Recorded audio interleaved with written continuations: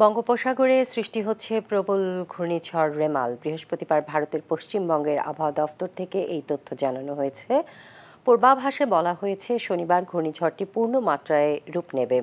এরপর আগামী রোববার উপকূলে আছড়ে পড়বে রেমাল। প্রাথমিক অবস্থায় এর গতি থাকতে পারে ঘন্টায় 100 কিলোমিটার পর্যন্ত।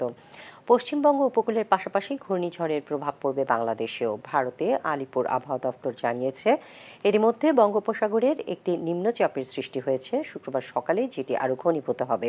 এরপর সেটি আরও উত্তর পূর্ব দিকে অগ্রসর হয়ে শনিবার সকালে পূর্ব মধ্য বঙ্গোপসাগরে ঘূর্ণিঝড়ের রূপ নেবে।